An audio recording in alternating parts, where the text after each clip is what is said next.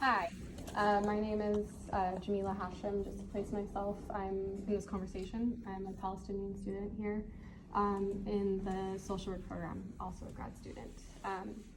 So just actually in line with this discussion that was just being had about how the university plans to disseminate important information that needs addressing, as well as in line with what Kadi just spoke to.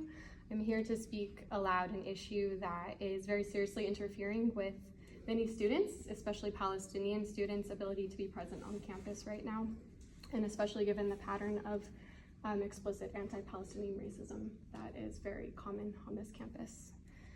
What we are witnessing today should terrify you as much as it does me.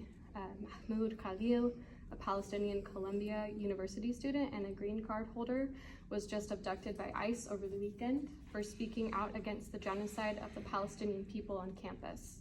He broke no laws, yet he was abducted on the grounds of deportation.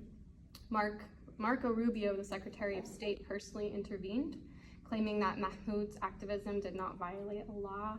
Instead, it posed a potential threat to U.S. foreign policy interests. Since when is speaking truth to power a deportable offense? This is part of a long, dark history of silencing dissent in this country. Malcolm X, Martin Luther King, Black Panthers, all murdered by the United States for publicly speaking opinions contrary to U.S. interests.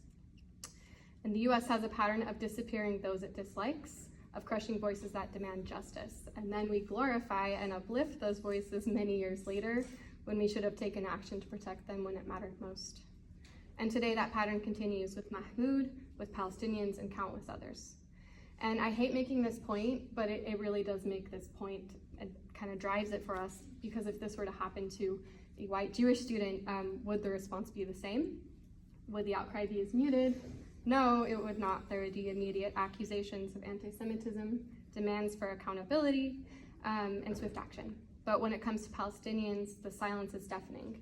Violence against us is so normalized, our suffering justified, and our voices and bodies erased. If, for example, your main concern is really to fight anti-Semitism and you don't care what happens to people of any other identity, you are actually paving the way for literal anti-Semites to gain more power by standing aside as Palestinians are abducted. By turning a blind eye to the abduction of Mahmoud, by allowing this to become a blueprint for targeting other student activists, you're complicit in a system that dehumanizes and destroys. The university has made it glaringly clear that it does not care about its Palestinian students, and I'm saying this from 3 years of experience. We are punished for speaking out against the genocide of our people, especially for those of us who have family in Gaza, for daring to say that our people deserve to live. Your silence hurts us. So I ask, what will you do? How will you stand up for your Palestinian students? What steps will you take to ensure that no more voices are silenced, no more lives upended? The time for silence is over. The time for action is now, because if we do nothing, the abductions will not stop here.